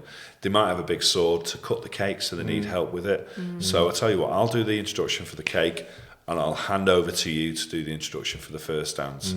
I've done that on numerous occasions when I know the DJ. Sometimes you walk into a room and go, do you do many weddings? And he's like, I do the odd wedding. I'll do the introductions. Are you sure? And I've learned from my mistakes, and I've let them do it, and I've gone, oh my God, why? Why have I done that? But I think you don't want to be forceful and say, no, it's me. I'm here to do the introductions. I'm willing to compromise. But sometimes it's a bad compromise, but you have to go with it. You know, I tried to say, look, they have paid for me to do the introductions, so if you don't mind, if you're okay with that, Yeah. I will do it. Yeah. You know, because I'll interact with the guests to make sure they are surrounding around the dance floor before I've even introduced the bride and groom onto the dance floor. And I'll make sure they give them a big round of applause, and it's nice and loud, and everyone's got that vibe ready to introduce them on, instead of it being muffled on a microphone and you can't actually quite hear what he's actually saying, and the guests are still sat down and the bride and groom's on the dance floor, and it's like, well, where's the atmosphere? Yeah. So it's hard to judge that sometimes, because you don't want to be Mr. I am doing this. Yes. You want to be a bit more open. Let's work together. Yeah. But that's just... Well, that's what they're paying for, isn't it? It's the judgment, the experience, to kind of read the room and see what the situation you make a call is. then, but I'm getting a bit more harder with that, depending on who I'm working with. Yeah. When you know the person, you know... Because you know what the outcome's going to be. You can call it, and you can look at it and go, it's going to flop that. So, with the ceremony, have you ever had any bridesmaids or bride being a bit too nervous to walk down the aisle? I had one time, it was a flower girl. It was the bride and groom's daughter. Oh. I think she must have been about 2 or 3. Oh, bless. And she was the cutest thing on earth, you know, and you could tell, obviously, when the bride walks down from where they've been getting ready with all the bridesmaids, she was there with the bridesmaids, and we'd had this discussion beforehand. She said, look, we don't know what she's going to do, if she's going to walk down the aisle or not. She might get a little bit too nervous, because she doesn't really gel, especially with men. She doesn't gel very well. I said, well, I'll be at the back of the room after I've introduced everyone to stand for your entrance. So if need be, and I feel like it's appropriate, I'll try and walk over to it if she does start to freeze. And I have done in the past where I've walked with them down the aisle. So let's just see how it goes. And we were bang on. As soon as it was her turn to start walking down the aisle, she just literally stopped. When she saw all the guests, she wasn't going anywhere. And I was stood in the corner out of the picture of the videographer, and I was just like, well, the bridesmaids aren't moving, so I'll just walk over nice and slowly, because obviously for a 2-3-year-old looking at someone that's 2 meters tall, Oh, I get that a lot. it's a bit like. But she looked up at me, and I just went, do you want me to walk you down? And she listened. She took my hand, and it was the cutest moment where we started to walk down the aisle. But you can imagine, I was more or less, my head was touching the floor. Yes, because she was only a foot tall. And I was like, no, this is okay. Even though I thought the bridesmaids were behind me, and I'm thinking, well, I'm actually going to make it difficult for the photographer to take pictures of the bridesmaids. But if I don't do this, what's going to happen? A member of staff or a guest is just going to pick her up and sit her down. And I wanted her to be part of the it's going to take away that moment, isn't it? So then we started walking down halfway, and she just stopped. I was like, okay, right, she's not going anywhere now. So I said, the only thing I could do now, I had to pick her up. And I picked her up and just put her in my arms like this. And then she just looked up at me and smiled. And they got it on camera, and it was brilliant. And then we just walked down, and she was the happiest little girl. I got right to the front, and she saw Daddy, and it was like, right. And there was a door where I could escape from. And I literally was out of the picture, and then the rest of the girls walked down, and it was just picture perfect, you know. And then when you see, because I know quite a lot of people in the industry, and the guys that were shooting that day said, look, those pictures are like mega. Do you want to? We'll send them to you. And they sent me to them, and they were even better when we saw them in the pictures. It's a beautiful moment. That's why. You know. And the bride and groom are like, she never does that with other men. I don't know if it's because of being in the red. And she was just, I don't know. It just worked, and it's always going to be one that I'll remember. I think your approach. At that point, I think your approach is what won that over there. Is being good. For people. And just be like, I don't want to be too. I think when you're a father yourself as Yeah. well, you kind of know how to approach, kids. Don't very you? delicately. Kind of, I've got a daughter myself, so you've got to be careful of what you do and stuff. But it worked a treat. So we get a lot of crazy moments that happen during the day. Yeah. Speeches especially. You always get silly pranks and silly things that happen. Has anything weird happened for you? Yeah, I think it was about 2 years ago. It was a venue in Cheshire, and it was the father of the groom was going to be doing a speech. Yeah. And I figured at the start of the day, when obviously I met everybody, I thought, he's going to be quite funny, actually. I'm looking forward to when he does do his speech. But there was no mention that he didn't have a belt on or any sort of braces holding his trousers up. Oh, no. And he was a big guy. He was a big guy, so I don't know what was holding him up. I don't know if it was just it was a tight pair of pants, but his pants fell down mid speech. And did he have underwear on? He had a pair of black pants on, So everything was I hope covered. it was the decent underwear. But it was the fact That could have been much worse. Yeah. So what do we do here? But Yeah. I always have spare things in my bag. You know, Yeah. I've got a spare pair of braces. Wow. So I said, look, do you want to just come with me for like 2 minutes? So I said, ladies and gents, if you just bear with us for a minute, we'll be back. So he comes into the back area where my bags are, and I got the braces out, took his jacket off, pinned him back on, and he came back in. He's like, "Why, hi, Tommy," with his braces, and it was just a good little like story. And the video was great because obviously pants falling down, you don't expect it. But yeah, there's been other times where my stuff that I keep as backup has come in handy. Yeah. I think there's another story where the wedding was happening at church, but they'd arrived to the venue to get ready. Yeah. But the groomsmen ended up taking the father of the groom's tie to church. Right. Oh. So the dad was like, well, what do we do? Because obviously the video and photo were taking images of him in the car with the bride to the church. Yeah. How could they change it then to having no tie to having a tie? So I said, well, I've got a white dicky bow in my bag. Do you want to have that? He says, white? Yeah. Well, it's a blue and white look. I think it was a pink tie that everyone else was wearing. But I'm the father of the bride. So I said, well, why don't you just wear the dicky bow? He wore the dicky bow for the whole day. Oh, that's great. And he even mentioned it in his speech to say, Toastmaster to the rescue. Yeah. Check out my dicky bow. And we stood next to each other. Obviously, he had his white dicky bow. I had my white dicky bow on. So that was a nice little story. So we carry with us an array of things. Obviously, with Okay. our little utility belt that we've got, normally from sewing kits to scissors, crochet hooks. Yeah. I've got a spare bow tie. You've got a spare bow tie, which is in the van. Little bits and bobs. Yeah, we've got quite a few things. You must have a load of stuff. Yeah. I do, yeah. Like I've got all different kind of like attachments for example, again, it just popped up. A wedding in Merridale in about 2 weeks ago. The groom's studs on his black tie, stiff shirt were too small. The little black and his shirt kept on popping. And it was just, you could just tell it was getting on his nerves. This is before the ceremony started. And I was like, do you know what? I'm sure I've got some black studs in my little bag of tricks. Yeah. And I opened it up and I had 2 larger black studs, which were just perfect for him. Even though there was 4 studs on his shirt, he had a waistcoat on, so it didn't matter. It was only 2 on show. Yeah. So why don't we swap them 2 for these 2? Solve the problem straight away. And I still think he's still got them now. He didn't give me them back, but they're only little black studs. But it solved that. And I don't know how I had 2 black, bigger ones, so it wouldn't fall through the button. So he wasn't checking himself every 5 minutes. But just little things like that on the day, you don't know whether a big one probably my very first issues was the bride. Her dress was just, I don't know if it wasn't made very well. Kept on popping out at the back. And she was quite a big lady. So sewing it wouldn't Plus size model. Yeah, it wouldn't have worked. Trying to sew it. Yeah. You'd have had to have put it on a machine. Yeah.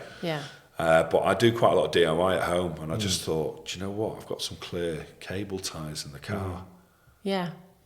I'll go and get them and just let's have a look. And there was a way we could actually, there was an area where we could just literally tie it in, clip it, and you could hardly see it. They did have a bit of sewing in there, but that was just to keep the strength together. Yeah.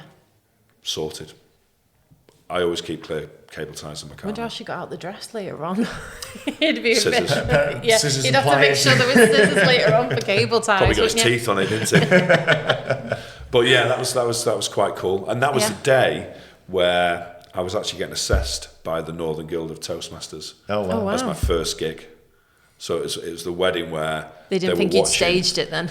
No, and he's like, big tick, just solved. We were about 20 minutes behind on the ceremony, but the rest of the day she wasn't conscious of a dress completely opening up because that cable tie was going nowhere. It's amazing how much stuff you collect. I think in the van there's a lint roller, different painkillers, bite cream. There's a whole bunch of just little things that you end up just collecting. Plasters, Plasters a big get one used, is white handkerchiefs. Yeah. Because the amount of times there's a lot of black tie weddings, and they're like, oh, I've lost the hanky. I've got a thing for blisters as well. Yeah, because that we've pops always up a got lot, tissues and then on they us. don't wear their shoes in properly, Yeah. and then they end up. Have you got the little shoe protector, the heel protectors? Do you know what I did for a bit, and then we were going through them. Ran out of them. I end up with I've got so many sparklers in the van. Yeah. It's unbelievable. And, Sparklers, because you end up there's always, every now and then somebody will give them to us. Go, oh, do you want these? I don't throw anything away. Yeah, fine.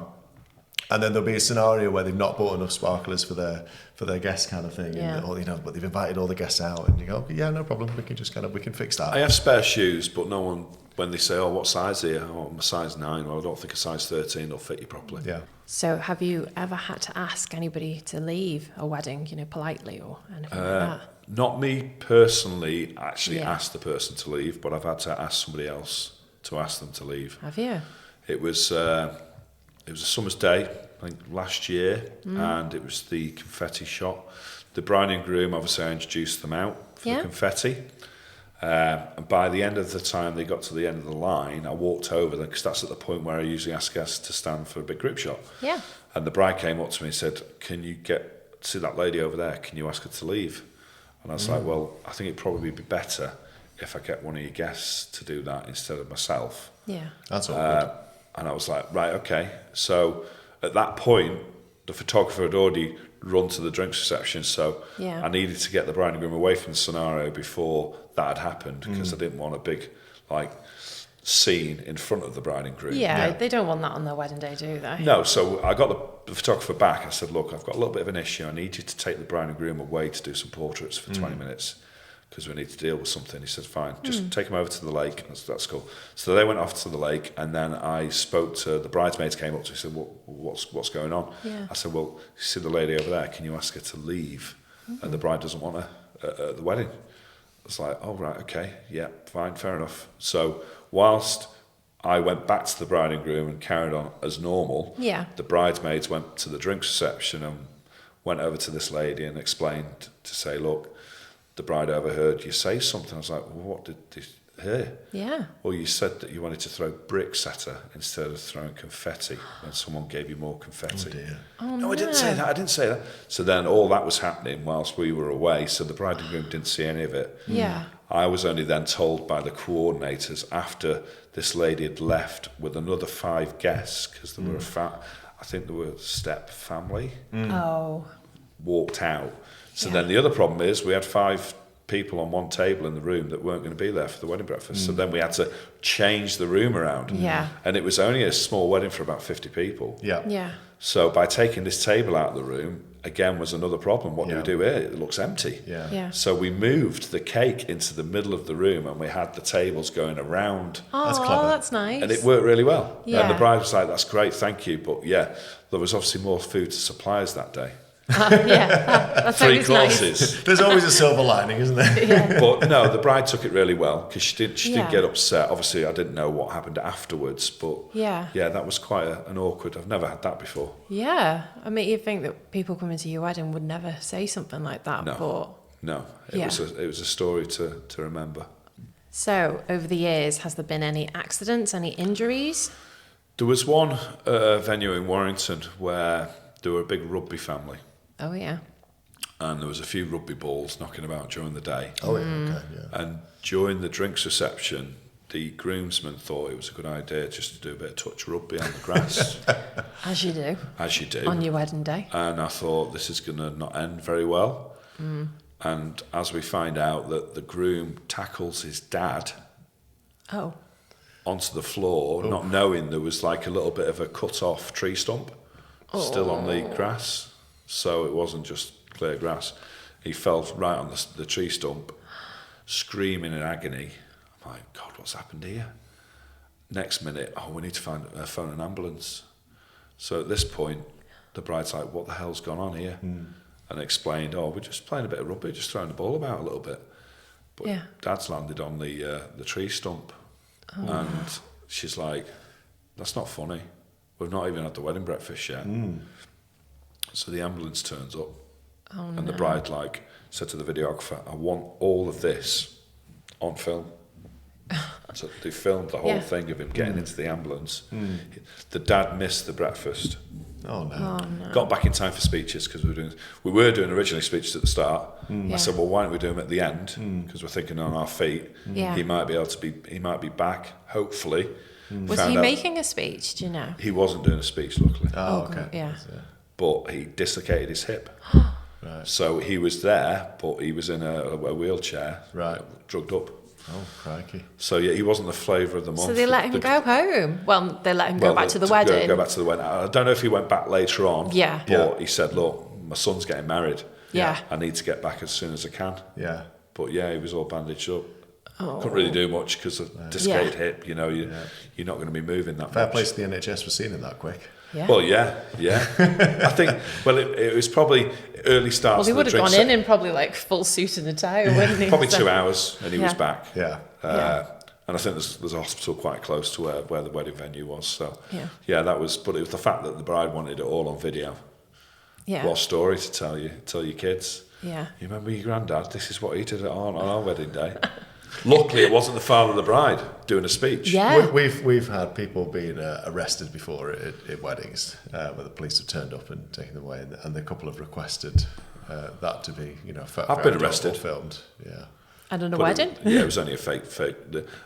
He was a policeman. Oh, Yeah. okay. So they had a police car turn up with 2 officers, and I said, it'd be funny just try and arrest the Toastmaster. So taking pictures of it was just all fun and games, but it's quite funny. That's good. We've had that with the groom. He was a copper, and they got a patrol car to turn up just to put him in cuffs. And then take all the pictures for it and come up with the blues and twos. Yeah. Well, you get it sometimes with the singing waiters, don't you, when they turn up? Yeah. But that was another story. There's probably hundreds of stories that I need to probably write a book, really.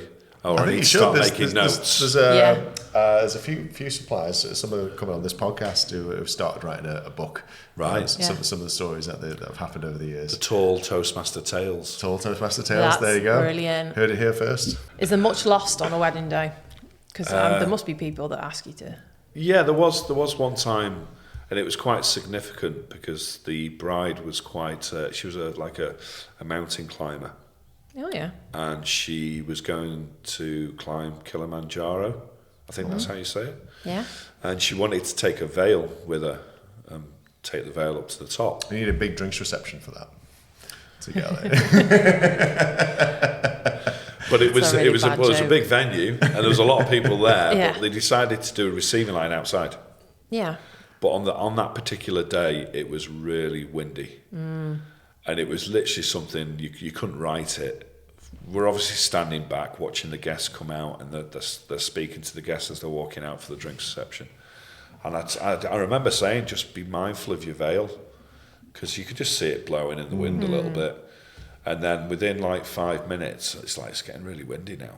And literally, you just saw the veil come off ahead, and it was like a little tornado that was taking the veil up, and it was at Petherton Castle. Right. And obviously it's a big castle, so it went up some height, and it just literally kept on going. Oh. And then we lost it out of sight, and she was completely distraught because obviously the story of what she wanted to do with it. Yeah. We went into the castle to see if we could try and spot it on the other side, because unless it had gone on the top, but we saw it in one of the trees near the staff car park. Yeah. So we went back to the bride and said, we can see it, but there is no chance of climbing that tree unless you are a tree surgeon. And drones weren't as popular when it happened. Yeah. That could have been maybe a suggestion. Yeah. But because the veil was so big, it was just entwined into the tree. Yeah. You're not getting that. You probably just would have lost the drone as well. And she said, look, I don't mind paying. I'll pay anything. Can you just go and have a look to see if there's any way of trying to get it? Yeah. I said, unless I can put some spikes on my shoes, and it's just too dangerous. As tall as you are, there are limits. There's certain things you can't do. Yeah. And so, she was a little bit upset. No. And even to the day, she kept on phoning the castle. Have you seen it? Is it fallen? No, it's probably in thousands of pieces now. So it's not still lingering in a tree. But brilliant to watch the just what's that? No, we couldn't do anything about it. It happens. Yeah. You just got to try and console her and say, look, We always ask for that, depending on the size of the veil, we always ask the hairdresser if they can just pop in a clip on the left and a clip on the right. Because a lot are just loosely placed. But, they are, and we do a lot of veil swooshes as a bit of a signature shot. And, you often find... At times it comes out. Yeah. And you've got that tip of that veil being held and the wind's blowing, it's all curving around and pop, it's gone. I did a reel the other week for the bride's veil was really well put in and it was just floating on its own. Probably been about 4 meters long, this veil. Wow. And it was just slow-mo. But the video of the reel the hairdresser there was fantastic, and she's like, oh, it's amazing. So the videographer was well chuffed on the day because I could just see the image. Obviously, I beat him too. I think he was happy with me posting it because I posted it the next day because I thought that's going to do well. But there's been lots of little things, but you've got to keep the calm in the chaos. When things do go wrong a little bit, and just look at the bigger picture. It's a story to tell your grandkids. Things do happen. That's it. They're just good stories. Yeah. What's your best tips? Best tips. Probably a bit of a cliche thing to say, but I think it's right when everyone says, please take time for yourselves to have that minute on the day. And it is, because I remember on my wedding day, you just literally constantly talking to people or doing something to not actually take in the bigger picture, to say, actually, we're married now. We've got all our family and friends here. So take time. If it's before the meal or if it's after the meal or if it's some point during the drink session, if you have time to do it, just go away yourselves with no one, not with the photographer, not with the videographer, because you'll just end up doing something and actually just having that conversation with yourselves. I think that's one of the biggest tips I can give. That's good. Each couple have their own desires of what they want. We're there to make it happen for them. So we can always give them advice, but we should never really tell them this is what you should do because it might not be right for them. So that's the art of having that compromise. We've all experienced great days where things have happened well, but it all depends on where you are and who you're with, who you're working with as well. So every individual will have their own idea of their perfect day, and we're just there to help that day be a little bit less stressful and get what you want from it. I think that's where experience matters, and we go on about that quite a lot, where you can have flashy Instagrams and flashy websites and people can make an amazing product and you can see all these wonderful things. How long have they actually been trading for? How long have they actually been working weddings? Have they seen enough things go wrong to know how to put it right? And that matters. Experience matters, and having that experience, letting the people that you've paid good money for to do what they know best, which means that you'll then enjoy your day because you're letting them do what they do instead of being interactive with them. Say, actually, no, I think we should do it this way. Just trust me. Trust. It's like anything. It's like marriage. When you're married, you trust people. When you buy a car, you trust people. Trust your vendors. Trust your suppliers. You've picked them for a reason. So on the day, the amount of times where couples have let you do what you do, their day usually is like amazing, and they've had a great day because they can trust in the people that they've paid money for to do what they do best. That's great advice. If you let me look after you on your day, you don't need to worry about anything. Just enjoy it.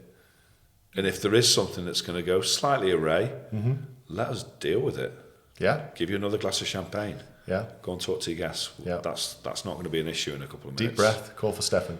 The calm in the chaos, as I keep on. It's a bit of a motto that I've done in some of my promotional work. That's coming out a little bit more. Calm in the chaos. I like that. Just being calm. Even if you think something's really bad going on, but I've never seen you be rattled. To be fair, it's you get tired. You do get tired sometimes when you've done 6 gigs in a week. But I've never seen anything phase you. After years and years of working together, I've never seen something go wrong, because things go wrong where, at some point, I don't know what to do. I don't know how we can fix that. It's always there's always a solution. No problem. There's always a solution. And it's making sure they realise that before it happens on the day to say, look, we spoke about this, don't worry about it. We'll deal with it, So have you got anything that's your favourite thing about weddings? Or what you like the most? I like just being with people. It's quite an unsociable but sociable job. Yes. because I'm on my own every day. Yeah. Obviously, I've got a very good network of friends in the industry, and that's nice to meet up with people that you've not seen or not worked with for some time, and you are a bit of a team, you're a bit of a family on that day, but then you'll move on to the next day and it'll be a completely different set of people. And if you don't gel with people, you don't have that person to talk to throughout the day.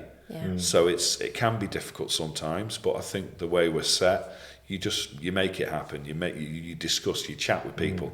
Yeah. I've met some people in the industry, for example, some famous people as well, and you don't expect it, but they're just normal people. So then when you speak to them, it's like, well, you're just like me, you know. Yeah. We've had that with footballers and things like that, where they're just dads and they're granddads, and you got to see people for who they are as a person. Push past all that. Absolutely, and it's.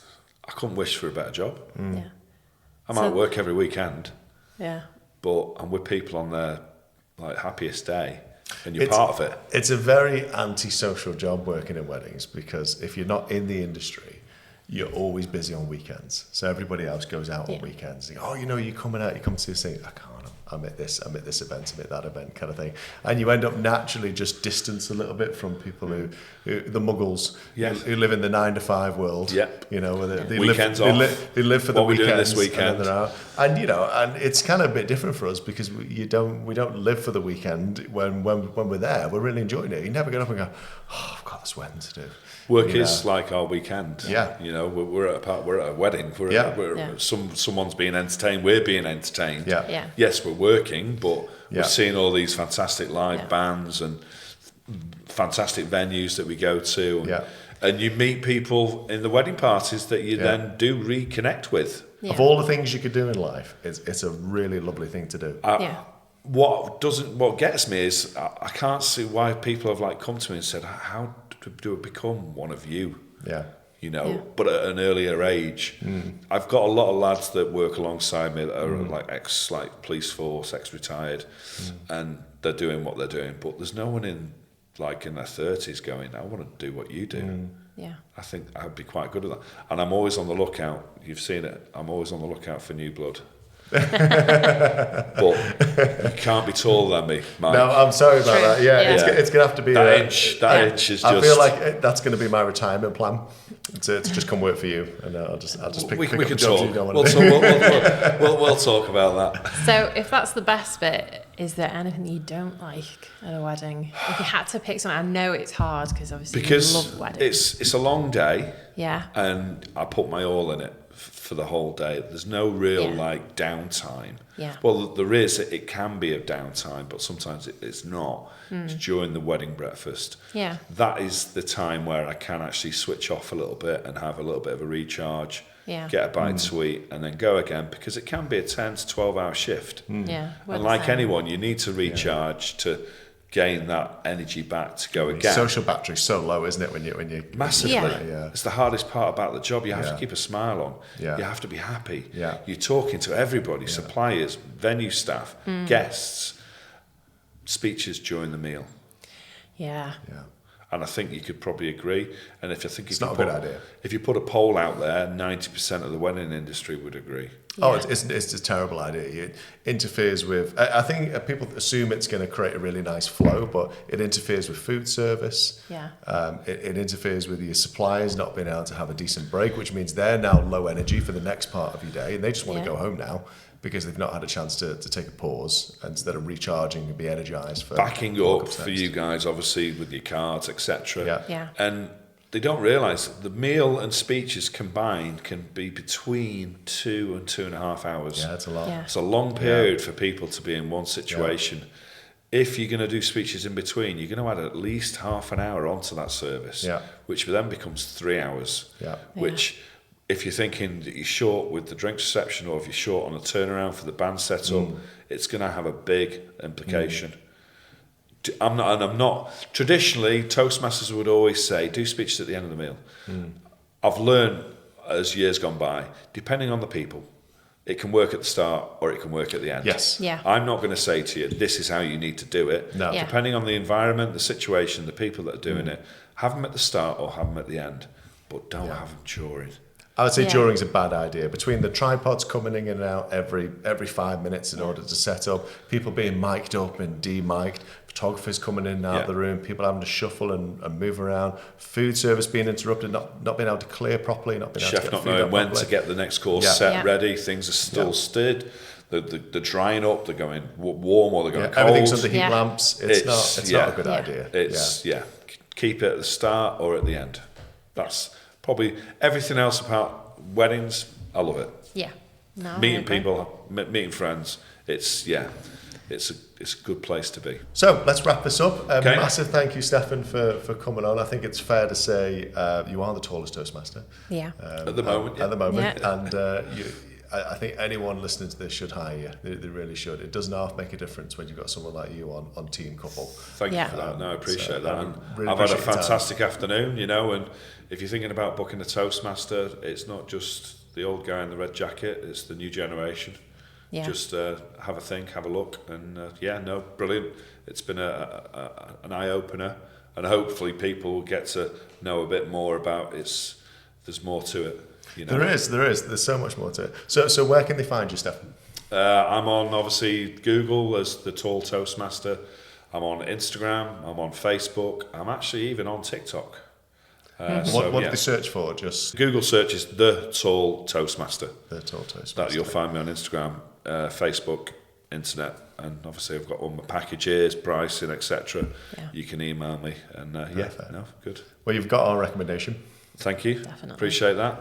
So if you're a photographer, videographer, or a content creator and you'd like to know more about the workshops, then please go to www.bigdayworkshops.com. Bye for now.